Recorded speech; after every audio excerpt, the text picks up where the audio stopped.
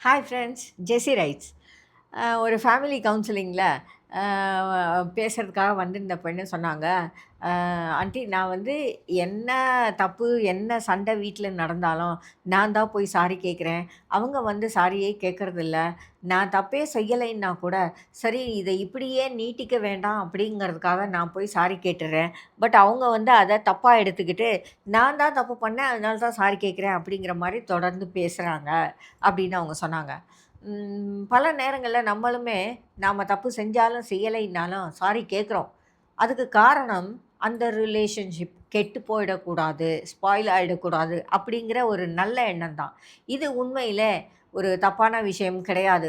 கண்டிப்பா தப்பே செய்யாம போய் சாரி கேட்கறது ரொம்ப மனசுக்கு கஷ்டமா இருக்கும். நம்ம தப்பே செய்யலையே, நம்ம ஏன் கேட்கணும்?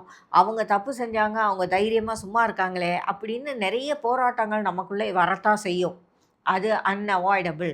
ஆனால் நீங்க எடுத்திருக்கிற முயற்சி ரொம்ப ரொம்ப முக்கியமானது. ரொம்பவும் பாராட்டத்தக்கதுங்கிறத மறந்துறாதீங்க. ஏன்னா, நீங்க உங்களுடைய ஒரு ரிலேஷன்ஷிப்ப, ஒரு உறவை மீட்டெடுக்க அல்லது புதுப்பிக்க அல்லது பெட்டராக்கி கொண்டுட்டு போறதுக்காக, நீங்க உங்க ஈகோவை விட்டு குடுத்து, நீங்களே போய் சாரி கேட்குறீங்க. அதாவது நீங்க செய்யாத தப்புக்காக சாரி கேட்குறீங்க. அத நீங்க புரிஞ்சுக்கோங்க. நீங்க தான் இதில பெஸ்ட்டான ஆளுங்கிறத மறந்துறாதீங்க. உங்களுக்கு அந்த ரிலேஷன்ஷிப் மேல மரியாதை இருக்கு. அத நீங்க சரி பண்ணி எடுக்கணும்னு நீங்க முயற்சி பண்ணுறீங்க. ஆகையினால நீங்க எடுக்கிற இந்த முயற்சி தப்பானது இல்ல.